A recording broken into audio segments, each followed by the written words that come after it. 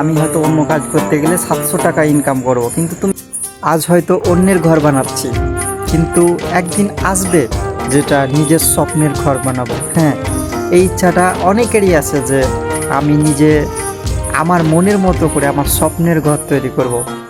এই প্রশ্নটা বা এই যে ভালো লাগাটা, এই চাহিদাটা অনেক মানুষেরই আছে। আমি যেমন ধরো, আমি পেশায় হচ্ছে রাজমিস্ত্রি।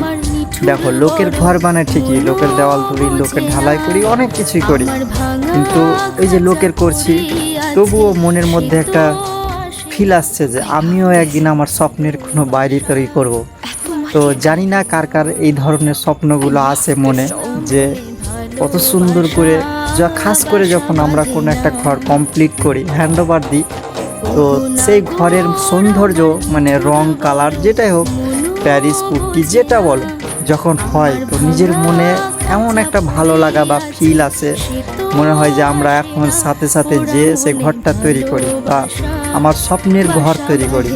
তো দেখো ভাই, আমরা হচ্ছে রাজমিস্ত্রি, আমরা হয়তো লোকের ঘর বানাতে পারি, কিন্তু লোকের বানার সাথে সাথে আমরা নিজে নিজে স্বপ্নে ভাবি যে কখন এই ঘরটা তৈরি করব বা আমার কখন স্বপ্নের বাড়ি তৈরি করব।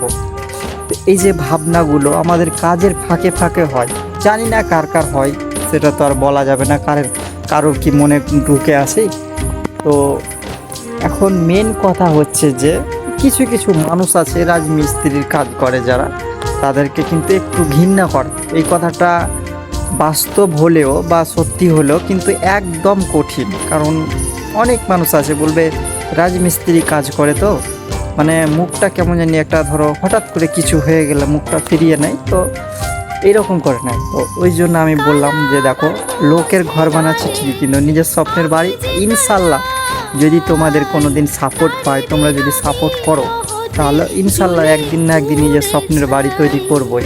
আর আমি এটা কথা দিচ্ছি, তোমাদেরকেও বলছি, নিজের মনেও রাখি।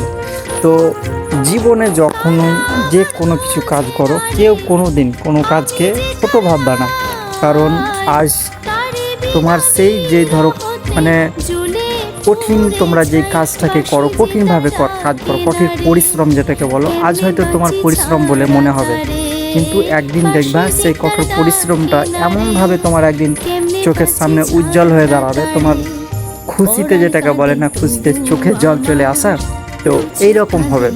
তো সবাইকে বলবো হাল ছেড়ো না, যে যেখানে আছো, যে যেই ধরনের কাজ করছো, কাজকে ভালোবাসতে শিখো।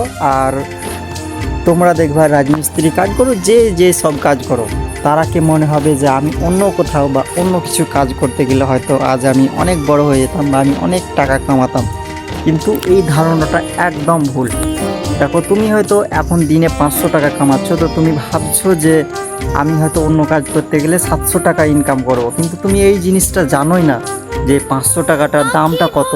তুমি ডেলি হলেও 500 টাকা প্রত্যেক দিন কামাচ্ছ, এতে কোনো রিস্ক নাই, কোনো মনে ঝামেলা নাই। হয়তো দেখো, এই 500 টাকা থেকে যদি তোমার কাজের হাতের এক্সপিরিয়েন্স থাকে, তাহলে এই 500 টাকাটা একদিন তোমার 1000 টাকাতে পরিণত হবে। বুঝলে বন্ধু? এখানে ওখানে কিছু খুঁজে লাভ নেই, নিজের কাজকে ভালোবাসতে শিখো আর মনোযোগ সহকারে কাজ করো, দেখবা ইনশাল্লাহ একদিন না একদিন ঠিক তোমরা সফল হবে। ভালো থাকবেন, এখানে শেষ করছি, আবার দেখা হচ্ছে পরের ভিডিওতে। Tata, by.